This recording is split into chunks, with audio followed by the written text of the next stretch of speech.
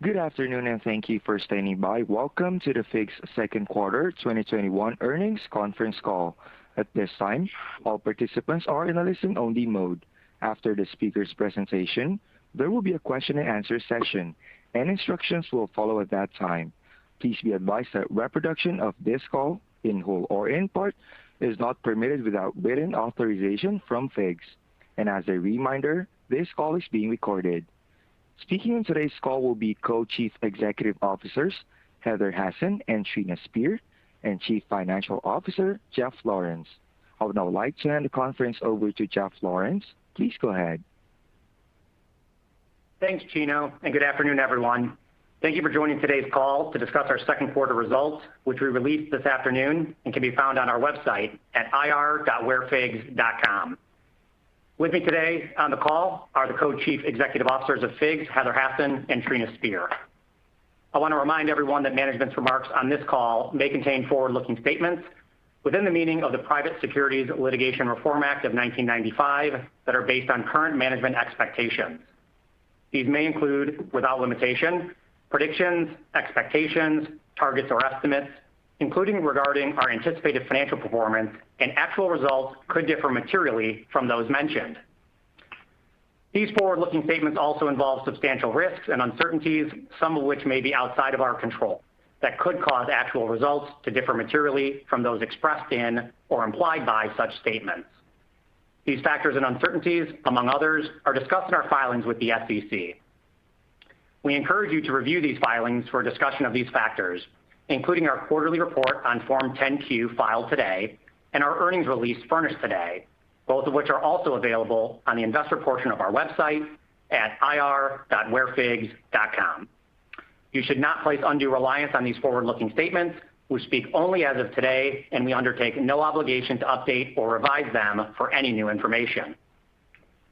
This call will also contain certain non-GAAP financial measures, including net income as adjusted, diluted EPS as adjusted, adjusted Ebitda, and adjusted Ebitda margin, which we believe are useful supplemental measures that assist in evaluating our ability to generate earnings, provide consistency and comparability with our past performance, and facilitate period-to-period comparisons of our core operating results and the results of peer companies.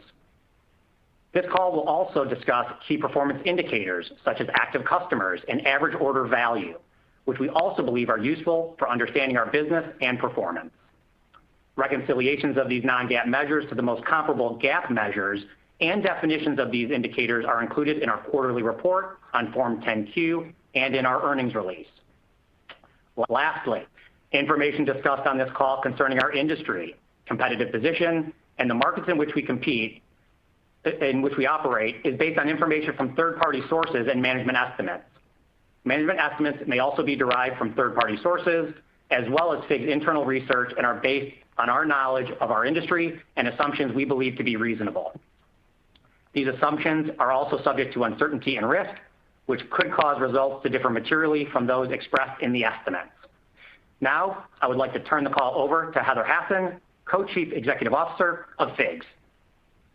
Thank you, Jeff, and thank you all for joining our first earnings call. We are extremely pleased to have delivered such strong financial performance in our first quarter as a public company following a successful IPO. From starting out by selling scrubs out of the back of my car to now reaching quarterly revenue of over $100 million and 1.6 million active customers, I'm so thankful to our incredible community of healthcare professionals and the entire FIGS team, and we feel like we're just getting started. We begin every day at FIGS with the mission of celebrating, empowering, and serving awesome humans.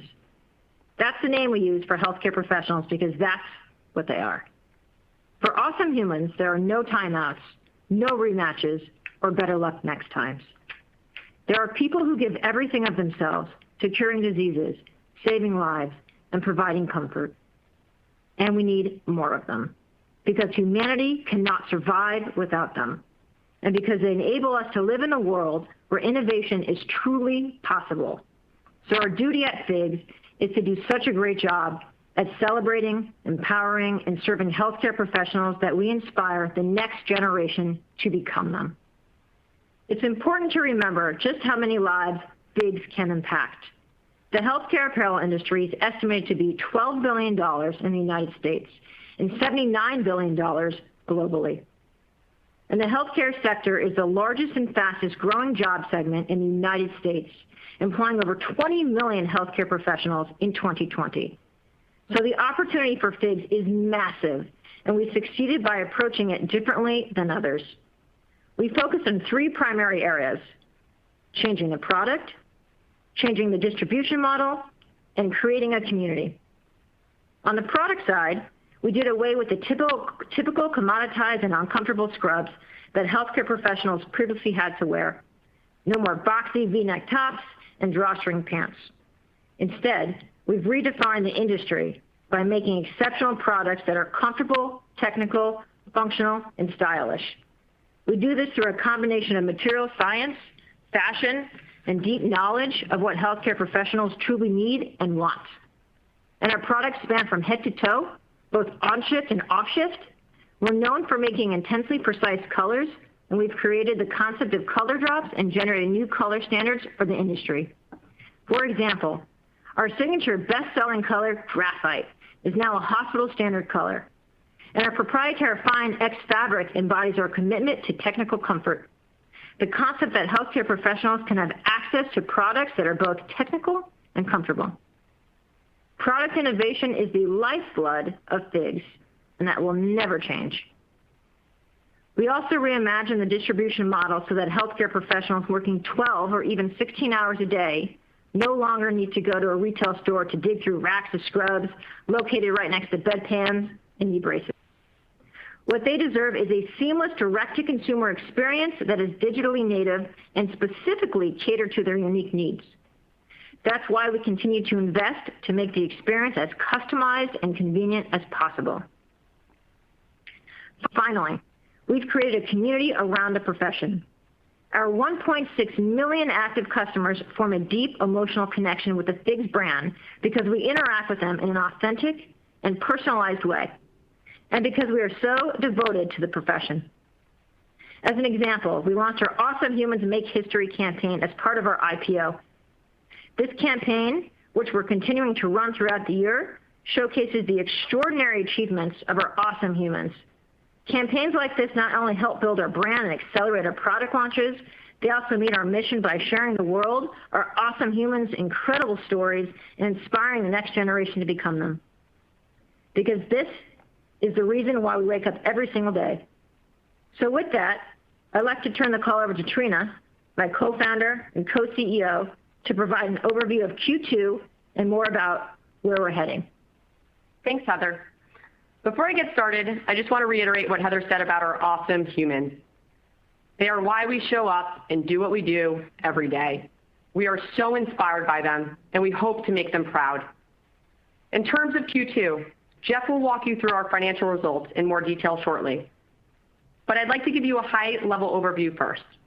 As Heather said, Q2 was a very strong quarter for us, reflecting the strength of our brand and the uniqueness of our business model. We had our first ever $100 million quarter, with net revenues totaling $101 million, representing growth of 58%. We saw strong performance across the board, both in the US and internationally. International grew to 7.9% of total net revenue, compared to 2.9% in Q2 of 2020. Our total active customer base reached 1.6 million deeply loyal, awesome humans. And it's important to remember that we see a compounding effect as new healthcare professionals join the FIGS community. This is a replenishment-driven business, with healthcare professionals constantly needing to replace their uniforms. So when we add new customers to our community, they're likely to stay with us year after year throughout their careers. As a data point on that, in 2020, 62% of our net revenues came from repeat purchasers, and we see that they become increasingly loyal over time, with net sales per active customer continuing to grow. But new customers don't only lead to retention and increased loyalty. We also see a multiplier effect from them because of the unique way that healthcare professionals interact with one another. Often in densely packed healthcare institutions, word of mouth leads to even more people wanting to purchase FIGS. This kind of organic customer acquisition is how we've been able to maintain such an efficient marketing spend, even as we've grown so rapidly. While our growth has been rapid, we built a unique model to derive sustainable growth. Unlike other healthcare apparel companies, we don't have to pay fees to license our brand from someone else, and we don't have to give away a share of our revenue to third-party retailers. As a result, we have structurally advantaged gross margins, which reached 73.3% in Q2. And we grew adjusted EBITDA to $26.8 million in Q2 for an adjusted EBITDA margin of 26.5%. Part of what drove our Q2 performance were the many color and style launches and other campaigns that we rolled out during the quarter, something that is unique to FIGS. Our unique merchandising strategy is anchored by our 13 core scrubwear styles. Healthcare professionals come back all year round to buy our core products. And when we launch limited edition colors and styles just about weekly, this newness drives excitement and traffic to our website. In Q2, we launched limited edition colors, Pop Red, Chalk Pink, Slate, Jade, Hydro Green, Shocking Pink, that drove both new and repeat customers to our website. We launched bundled kits so that our awesome humans can get fully outfitted in one simple purchase rather than having to buy each piece individually. We rolled out our high-waisted Zamora and Yola pants and added those styles to our core because they became our best-selling pants. And we look to build franchises around our best-selling styles. In line with our commitment to innovation, we launched our Fion Light fabrication, our new ultra lightweight and sustainable fabrication, which is made with recycled poly. We made countless improvements, large and small, to our e-commerce platform to make the experience even better. We added 110,000 new followers across all of our social platforms. And we celebrated Nurses Week with an integrated and multidimensional campaign that resulted in our best social engagement ever, generated sales that blew away our expectations, and that was instrumental to our revenue growth in Q2. Also, Heather talked about the Awesome Humans Make History campaign that we launched as part of our IPO. We're so proud of this campaign because it shares the extraordinary achievements and stories of our awesome humans and hopefully inspires the next generation to become them. Looking forward, we will continue to make investments throughout our business, from product, e-commerce, data science, technology, supply chain, people, and more, to keep growing and scaling sustainably. Most of our focus is in 4 key growth areas. First, we're focused on continuing to grow awareness of the FIGS brand as we believe there's a significant opportunity to attract new customers to our community. As we mentioned before, more customers in the FIGS ecosystem has a compounding effect as those customers interact with other healthcare professionals in densely packed environments. So we plan to invest heavily in connecting with the healthcare community to increase our penetration of this large and growing market. Second, we're continuing to innovate on product and build out our lifestyle product offerings so that we're truly meeting all of our healthcare professionals' needs: to work, at work, from work, on shift, off shift, head to toe. This is what our healthcare professionals want, and it also expands our TAM beyond the massive $79 billion global healthcare apparel market that already exists. Third, international remains a big opportunity for us. As I mentioned earlier, we grew international from 2.9% of net revenue a year ago to 7.9% in Q2, and we're still in only 3 markets outside of the US, Canada, UK, and Australia. With the total addressable market expected to grow globally from an estimated $67 billion in 2020 to $86 billion in 2025, the international opportunity is an important one for us. Our mission is to celebrate, empower, and serve as many healthcare professionals as we can. This means making FIGS a truly global brand. Finally, we're going to continue to leverage our unique advantages from a data perspective to bring new healthcare professionals into our community and ensure they stay with us for the entirety of their careers. By having a direct relationship with our customers, we have access to hundreds of data attributes associated with millions of customer accounts. This enables us to improve our business in many ways. Because we know who our customers are at a granular level, we're able to interact and engage with them in more meaningful and individualized ways. And by understanding their buying patterns, we're able to make increasingly accurate predictions about the products they're likely to buy, how often they're likely to buy them, and the quantities they're likely to buy them in. So by continuing to leverage our data capabilities, we can more easily acquire new customers, increase our retention, and operate even more effectively. Of course, the best news for FIGS is that despite everything we've achieved so far and how strong our brand has become, we still only have about a 3% market share in the United States. So the opportunity is massive, and we remain confident that we have the team and resources in place to achieve over $1 billion in net revenue by 2025. And we're committed to making the investments needed to achieve this goal.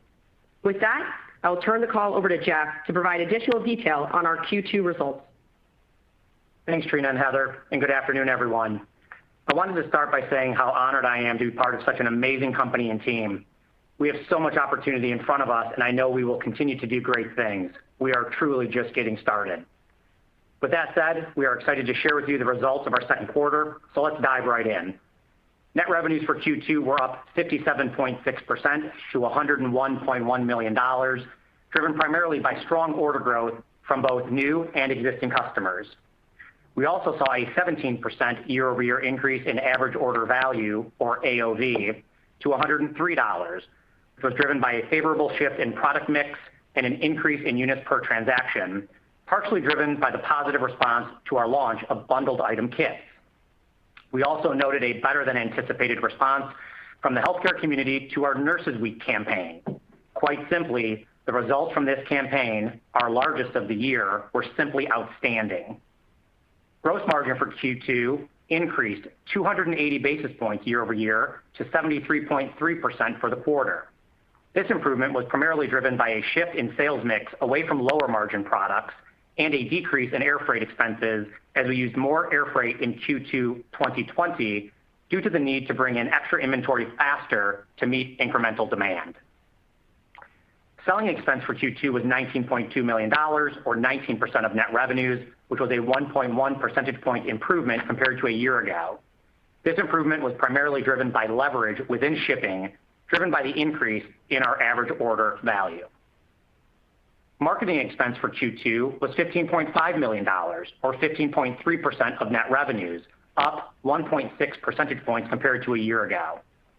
Marketing expense increased as a result of greater investment in performance marketing. We are proud of our continued ability to efficiently attract new customers to our brand. G&A increased to $71.5 million in Q2 compared to a year ago.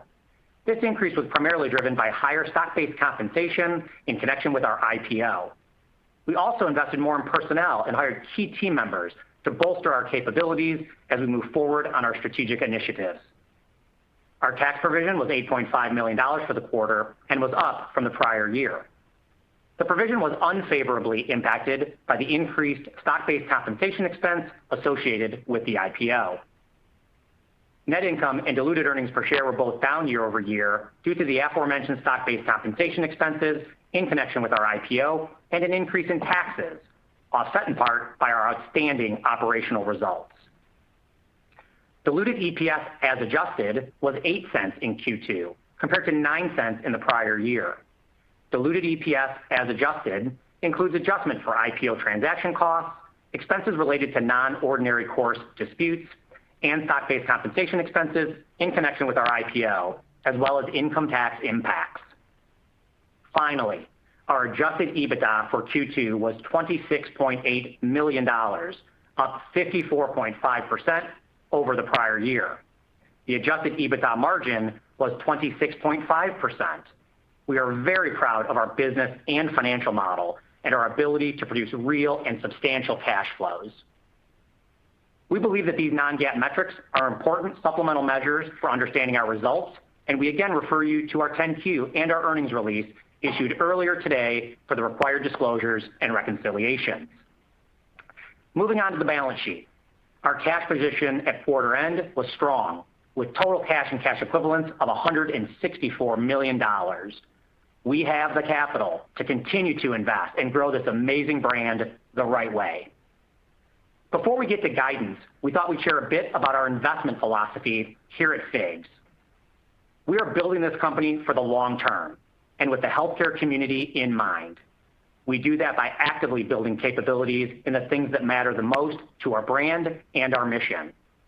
We're also mindful of the way we build those capabilities.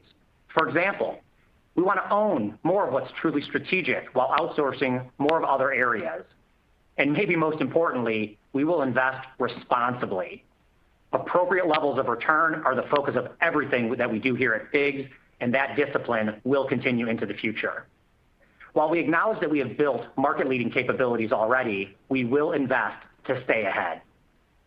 With that as a backdrop, and again recognizing the large and growing $79 billion global healthcare apparel market, I'll highlight the following investment areas going forward. First, you'll see continued deep investment in innovation, particularly around our products.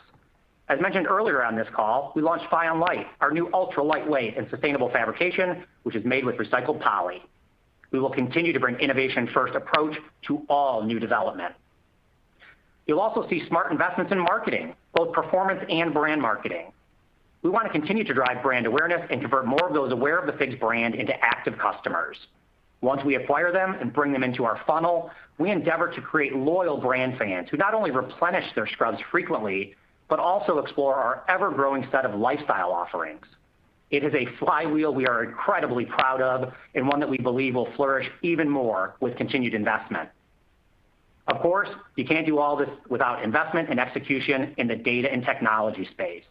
While we have already built some really dynamic and effective tools to help us analyze, act, and drive more top-line growth, we know there's so much more we can continue to do over time in this important area, and we are committed to doing just that. Finally, people. Since our founding, we've attracted, retained, and motivated a group of leaders and team members who are simply the best. Human capital will remain a priority for us. We will continue to ensure we have the right folks at the table to help us achieve our long-term goals. We believe we have earned our competitive moat, but we are also big believers in investing to stay ahead, and we will continue to invest to win in the long run. Now let's move on to guidance. We are long-term focused here at FIGS. As a result, the financial guidance we share with you all will generally be longer term in nature.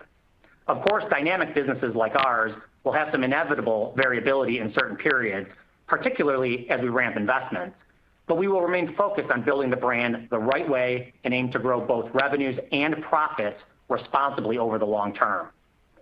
The metrics you will hear us talk about most often are as follows: net revenues, gross margin, and adjusted Ebitda.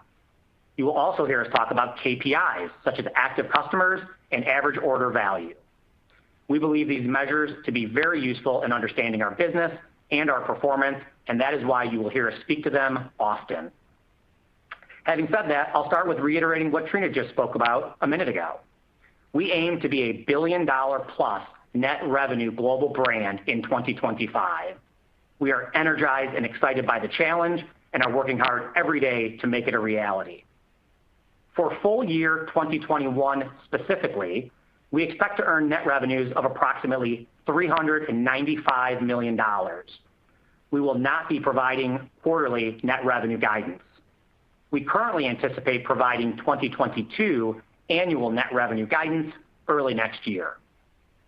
Before moving away from revenues, I'd like to remind everyone that we had a $4.2 million related party sale in Q3 of 2020 that we do not anticipate recurring in 2021. This will affect comparability between the back half of 2021 and 2020. One more call out relating to 2021. We currently expect that our effective tax rate for quarters 3 and 4 will be approximately 33 to 37%. Let's now transition to our margin expectations going forward. As you saw in the first half of 2021, our financial model is capable of producing outstanding growth. We also note that the first half of 2021 did not have many investments and expenses that we expect to incur in the back half of 2021. For example, the significant cost of being a public company. Expenses relating to human capital are also expected to be higher in the back half of 2021 as we continue to build our teams and capabilities. Finally, we shifted certain marketing spend from the first half, which we currently plan to accelerate in the back half of 2021.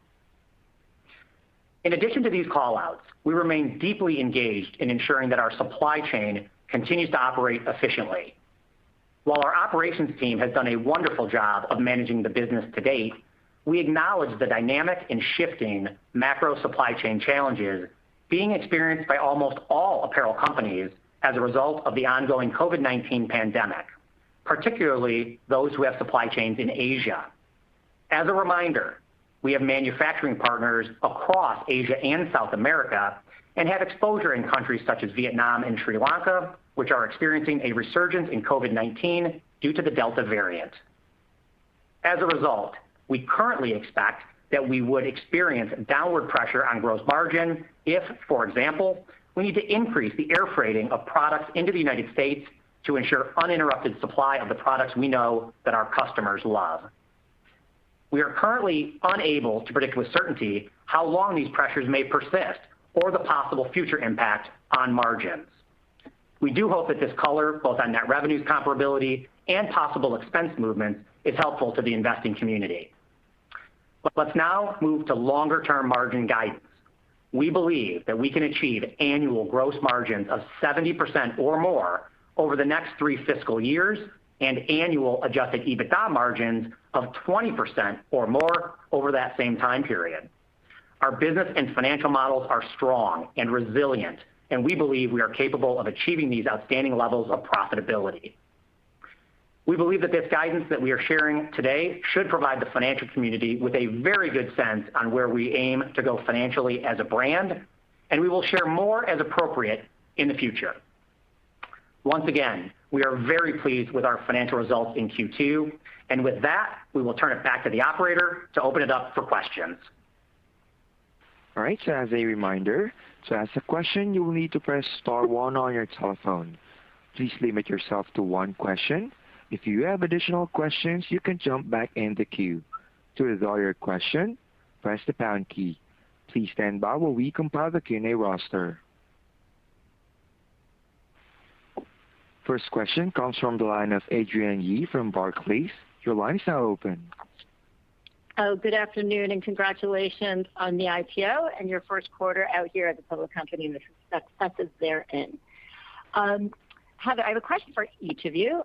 So Heather, I wanted to know kind of how much newness innovation has been put into the system this year versus last year, in particular for the back half of the year, new product launches, anything else that is on the deck.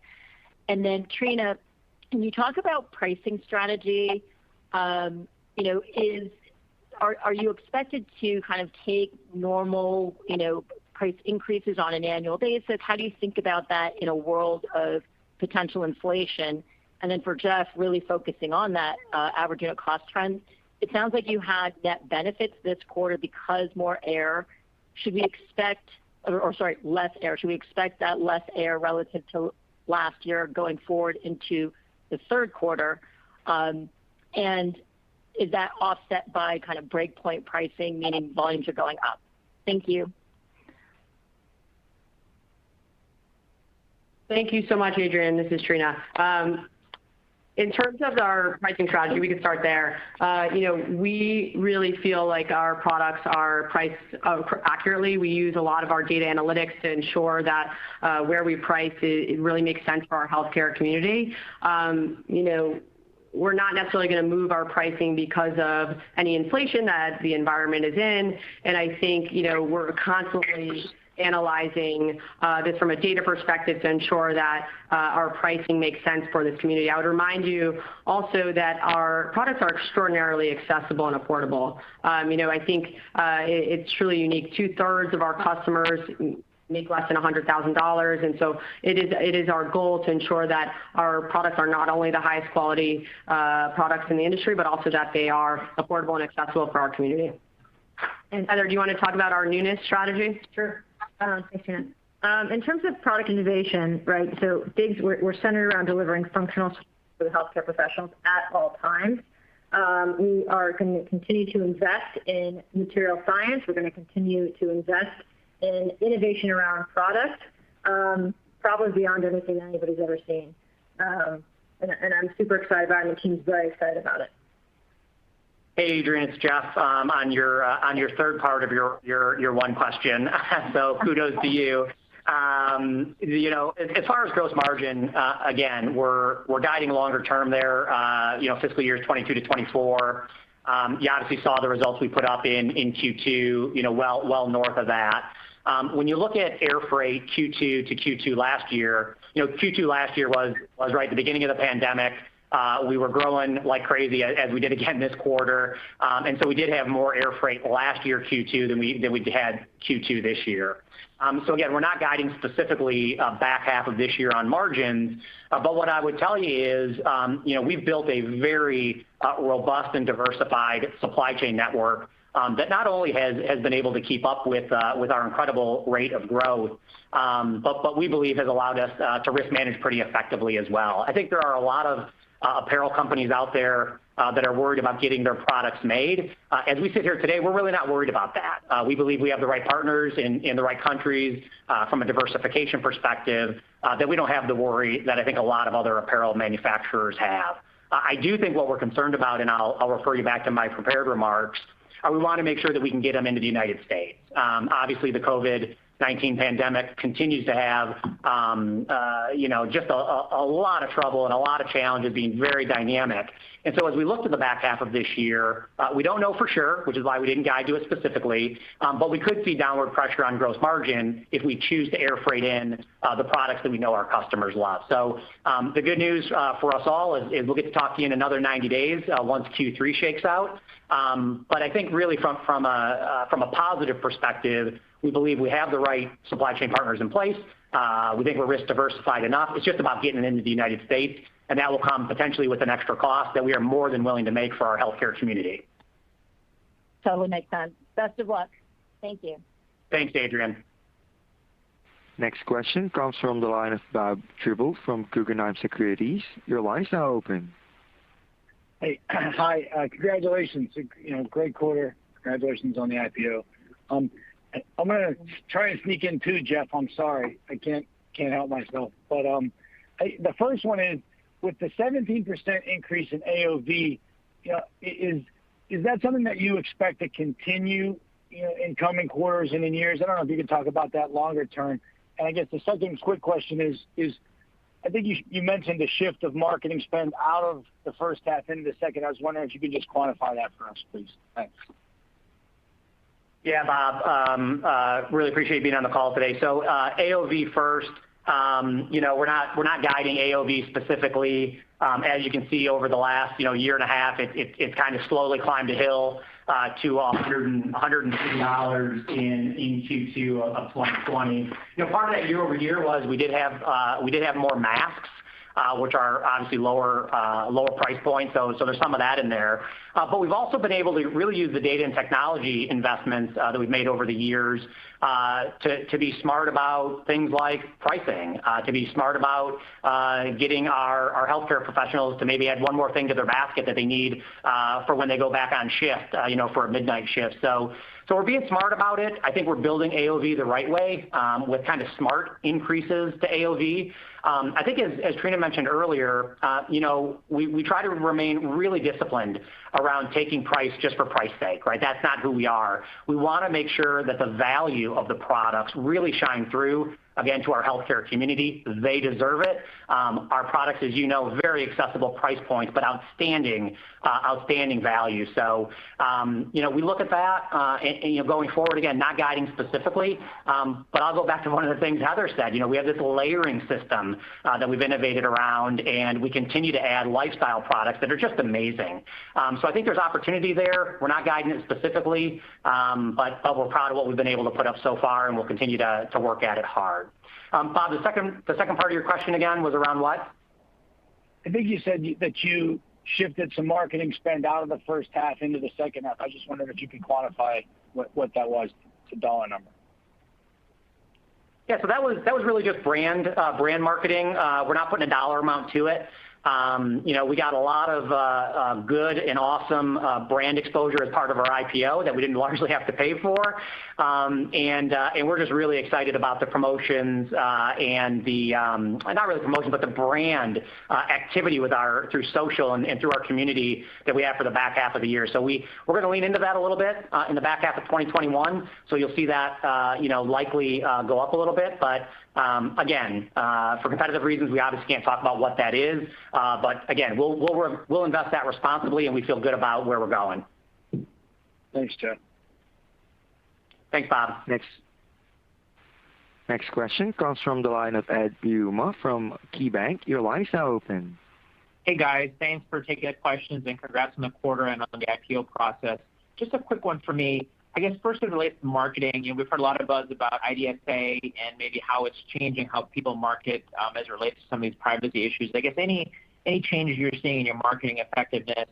And then as a follow-up, it seems like you had a lot of compelling product introduction during the quarter, noted like compression socks, some of the underscrubs. I guess how would you characterize some of these newer products and how they're maybe positively impacting the business? Thanks. Sure. Thanks, Ed. First, if you look at the full picture of, what we're doing in terms of a marketing standpoint, our marketing efficiency is really best in class. I think we are light years ahead of other digitally native direct-to-consumer companies on this front. FIGS marketing as a percent of sales, is at about 15% for the quarter. And you think back over the past 8 years since we started the business, no one thought a 100% digital e-commerce business could have that level of profitability like ours and spend only 15% on marketing while growing 58% in a quarter. Why were we able to do that? I think it's because we have structural advantages built around the word of mouth dynamics, the replenishment dynamics in this business, where we don't have to rely as much on performance marketing to be successful. I think what you've heard around iOS and privacy issues or Facebook algorithms changing, we're not really impacted like other companies on that front. If you think about word of mouth, for instance, healthcare professionals, as I discussed, they work in densely populated healthcare institutions. They're interacting with each other all the time, in the break room, in the coffee shop, in the lobby, in the hallway, in between patient visits. And they're looking, everyone's looking at what they're wearing, and that's essentially free. It's like a walking billboard. No marketing is really necessary for that. And on the retention side, it costs far less to retain a customer than to acquire one. And we're a retention business. It's over 60% of our business in 2020 was from repeat purchasers. So as we scale, we'll see more of our purchases come from repeat purchasers, and that is something that we are excited to see over time. And I think that's kind of how we think about the marketing side and the marketing effectiveness. And to Jeff's point about the brand shift, right? I think where we're focused is on LTV, driving community engagement. What we see from that is that as our LTV, as we make these investments, our LTV goes up. So you might see some investments on the marketing side that are not going to pay off today. And that's okay, right? You're going to see that over time as we shift to really not focusing as much on that immediate gratification or that direct response and really make those LTV-focused investments. And on the product introduction front, Fion Light, you saw that it was our new fabrication, really focused on sustainability, super lightweight material. That we saw an amazing response from that. Colors, we own color in this industry, and you saw a number of color launches that were extraordinarily successful around Nurses Week 2 in particular, with pop red and chalk pink. You're going to see, this strategy around we launch new colors, we launch new styles. Our healthcare professionals are waiting to see what we're launching next. It sells out within a matter of hours or days or weeks, and that's a really important part of our business. Thanks so much. Next question comes from the line of Lorraine Hutchinson from Bank of America. Your line is now open. Thanks a lot. Good afternoon. Jeff, I just wanted to follow up on the sourcing question from earlier. It sounds like you're comfortable that you will get the product you need, but is there any way you could just kind of bracket the range of outcomes for the gross margin pressure in the back half? Yeah, it's a great question. And listen, as much as we'd love to do it, it is just so dynamic and uncertain right now as we look to the back half of this year, as you can imagine, Lorraine. What I do know is that for a very long time, we have been able to produce, gross margins that are fundamentally structurally advantaged, right? The right model for this community, a direct-to-consumer model that has just run really, really well and efficiently. And so, in due in part, obviously, to the robust and sophisticated supply chain, that we built among, many facilities in many countries. So we'd love to give you a number. We really wanted to give you a number, but it is just so dynamic and shifting that, if we gave you a number, we fear that it'd be wrong. So, and part of this is it also depends on how this does play out over the next 30, 90, 180 days. So I think the important part to note here is we're gonna remain nimble. We're gonna continue to lean on our best-in-class manufacturing partners and network that we've built, and that we're confident that yes, we will get the product as we sit here today.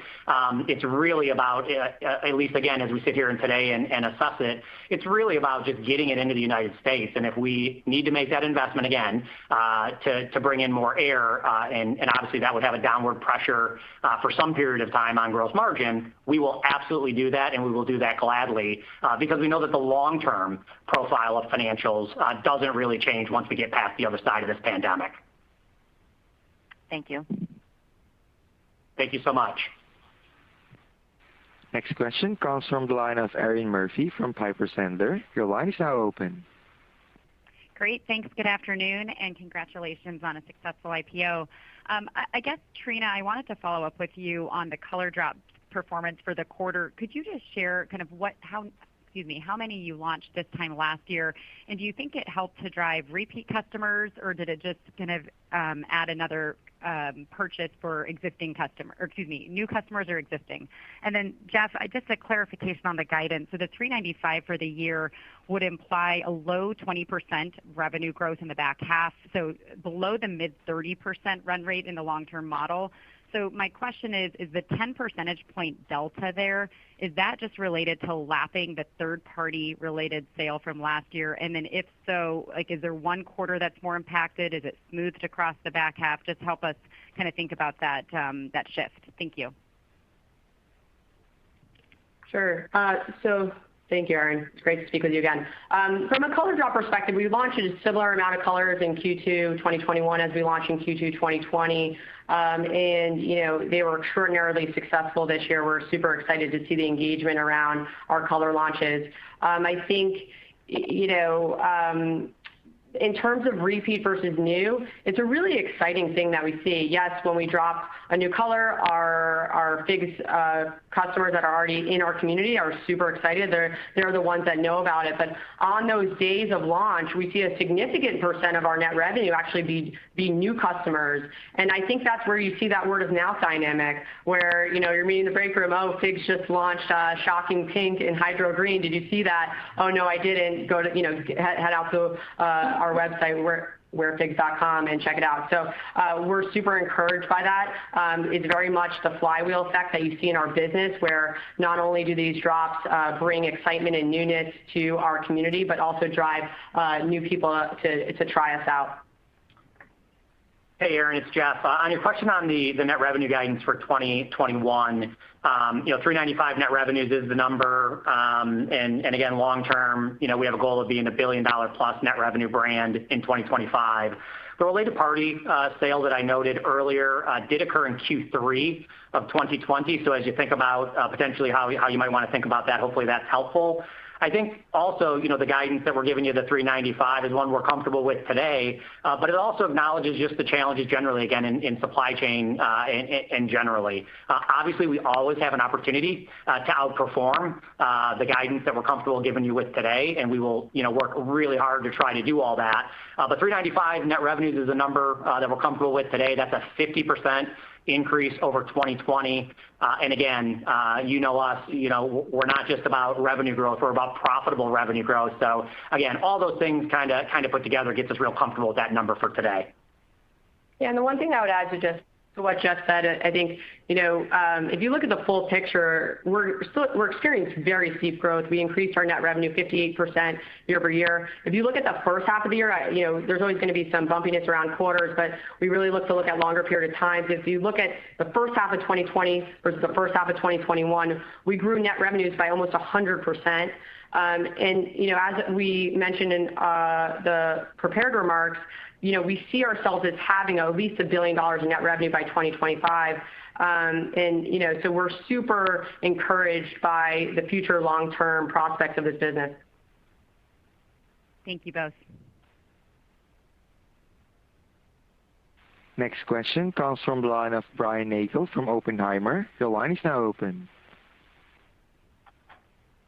Hi, good morning. Or I'm sorry, good afternoon. I too would like to add my congratulations on a very nice quarter and your successful IPO. So I'll also kind of shove a couple of questions together. And first off, with respect, you talked a lot about the new product launches and the colors. Does the margin profile change with these product launches, or is it basically the same as what we're looking at in aggregate for the company?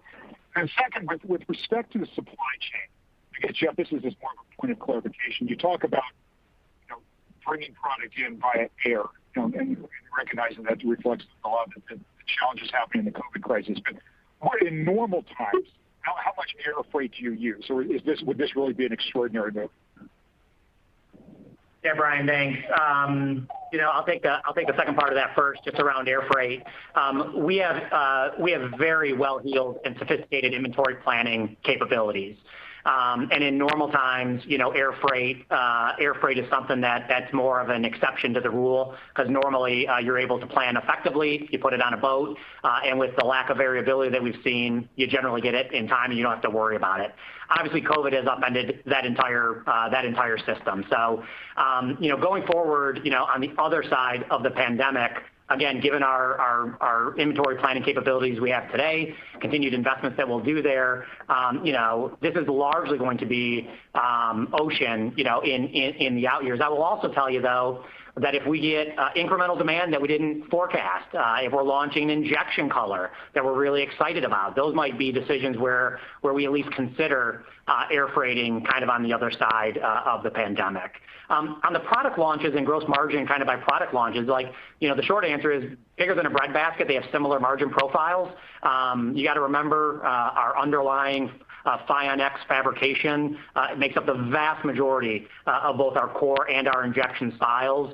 So we really get the scaling effects there, and that really does kind of bleed through to having a similar margin profile.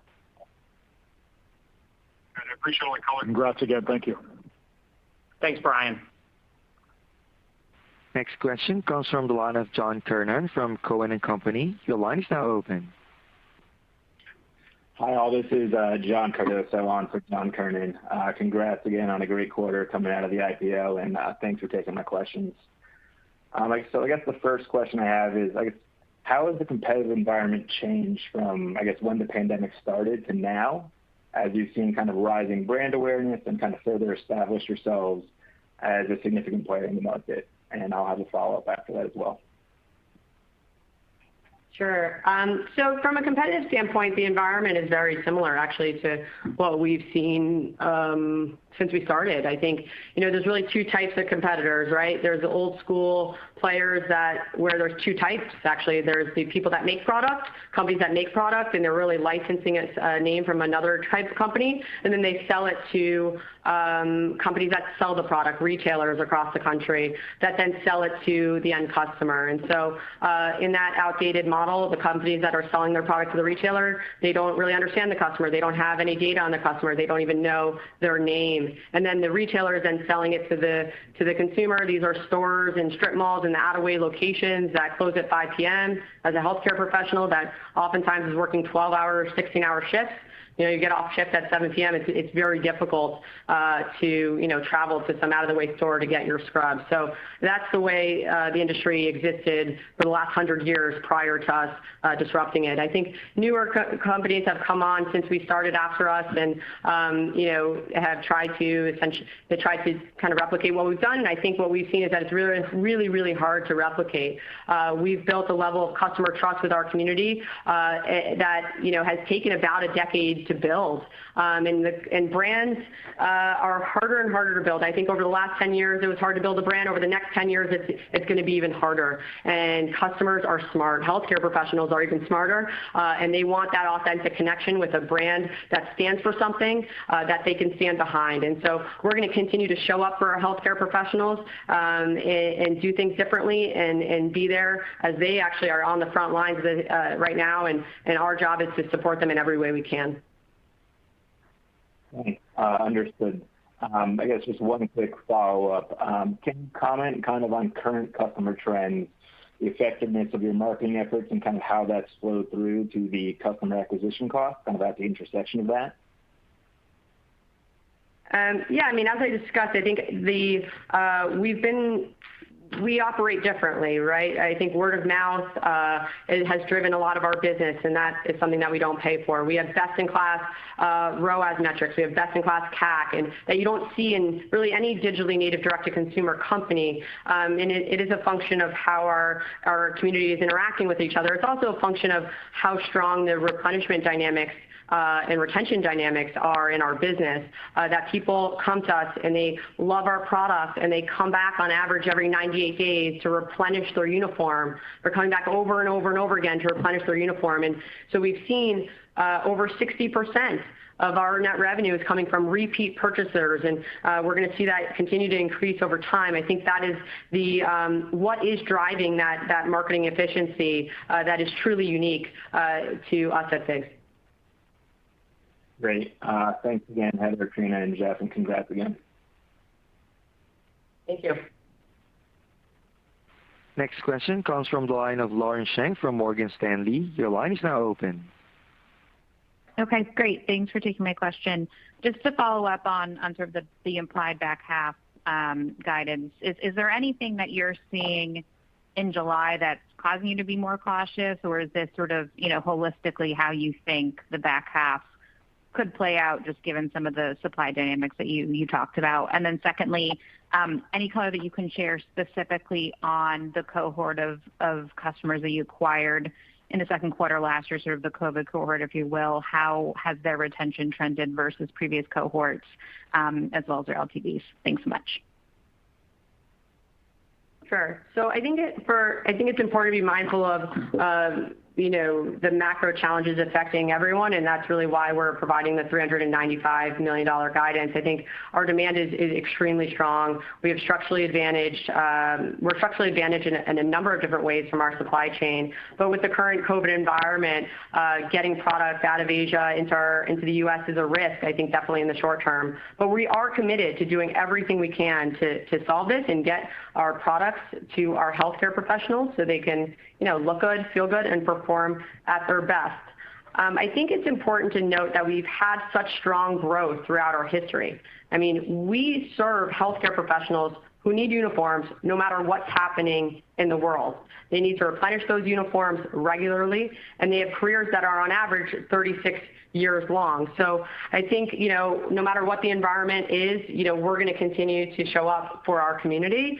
And we feel really confident in the guidance that we provided. But, we hope that, and I would point you back to the $1 billion number by 2025. That annual number in 2025 is really where we're focused over the long run. In terms of our cohorts, sorry, second question, Lauren.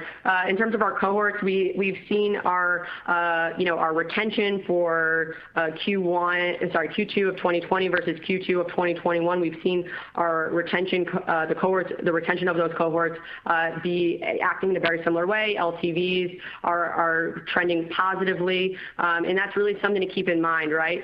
AOV is an important metric, but what we're really focused on is on the annual spend in LTV, because that is where we are focused over the long-term health of our business. Our healthcare professionals are coming back over and over throughout their career, and so those are the metrics we're focused on. Great, thank you. Next question comes from the line of Dana Telsey from Telsey Advisory Group. Your line is now open. Good afternoon, and congratulations on the success of the IPO and the solid results today. With the tremendous sales growth that you saw this quarter, how did the category mix shift adjust? Did anything move from that 82% core scrubs or 13% lifestyle and other? What did you see there? And is there any update on the penetration of men and women in terms of what you saw? Sure. I mean, I think it's generally the same. I think we've seen our business grow very rapidly over the time period.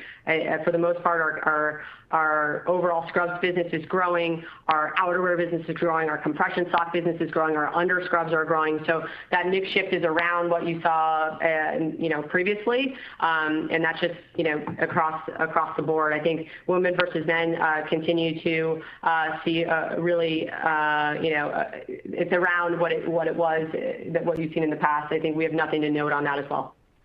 Yeah, the one thing I'd add to that, Dana, that Trina mentioned is, lifestyle. Approximately $11 million of sales in the quarter, up 60% year over year, and the percent of sales, up, even though we're selling a lot less masks than we did last year. So I think the lifestyle, I think people should not sleep on the lifestyle aspect of this brand. We put a lot of investment in it. We're getting a lot out of it, and we'll continue to make sure that we invest there. Got it. And then just on the marketing side, is there anything in the second half on events or things that will be new this year that weren't there last year that we should note?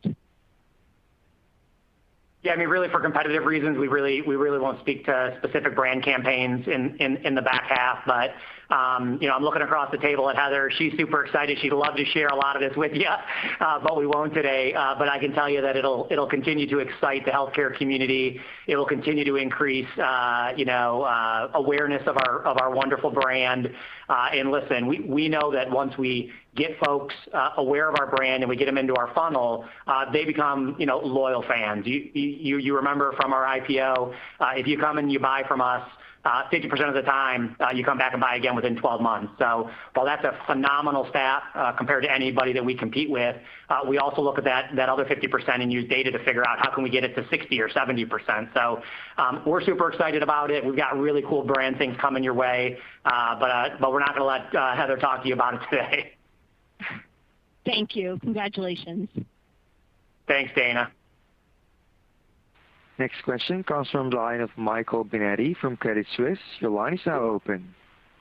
Hey guys, thanks for taking all our questions here, and I'll add my congrats on the IPO in the quarter.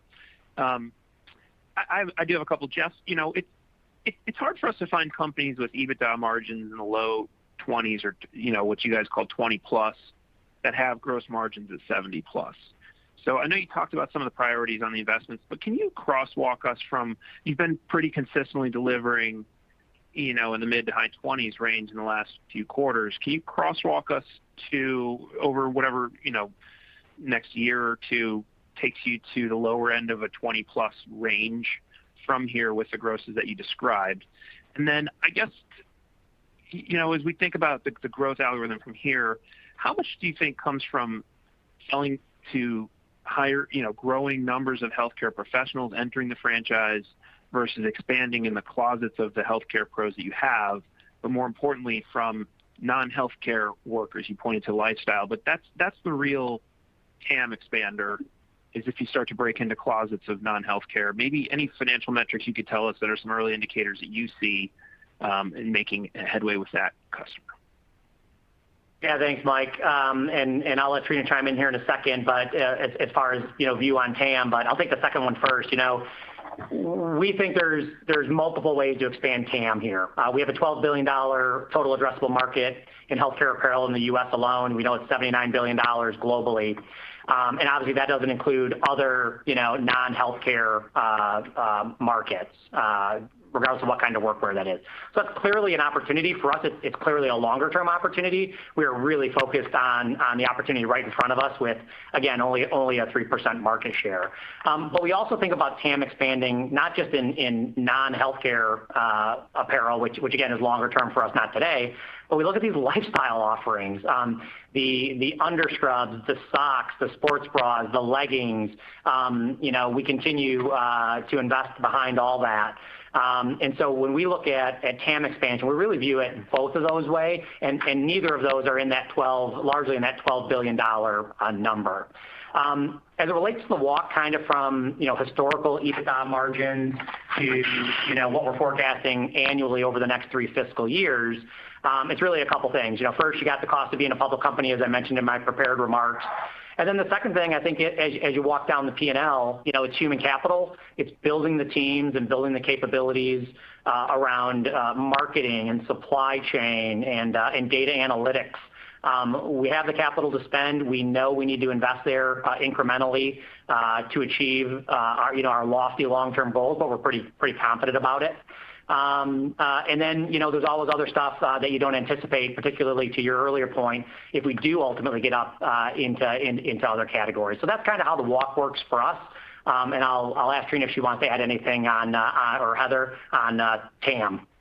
Yeah, the only thing I would add is that the $12 billion TAM for the United States, the $79 billion TAM globally, really doesn't include many of the lifestyle offerings that we have for our healthcare community. And so the way we think about our TAM expansion and creating TAM every day here is really about outfitting our healthcare professionals with all of our lifestyle offerings, from head to toe, to work, at work, from work, on shift, off shift. This is really about the healthcare professionals' entire uniform, this layering system that we've referred to.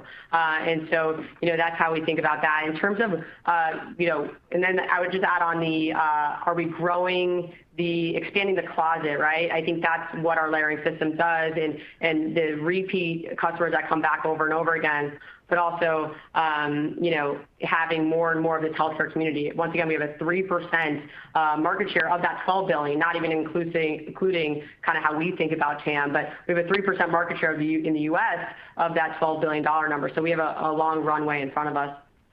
And just to add on to both Trina and Jeff, our layering system that's all our healthcare products, right? That's how we see the uniform, and it's a new way of thinking about it, and that's what what FIGS did. We redefined what the uniform is. So our layering system is our full ecosystem of products. It's comprised of really the best products to cover every one of their needs. It's just to reiterate what Trina said. It's on shift and off shift and everything in between. Right, in between them going to work. The assortment consists of underscrubs, scrubs, jackets, created specifically for temperatures of hospital environments and all their necessities. They're built to perform together and in any combination, right? So that they mix and match all these different, styles. And they work together, and they can be worn in infinite, combinations. Like you can mix and match, and that's the beauty of our business. And it's also the lifeblood of our company.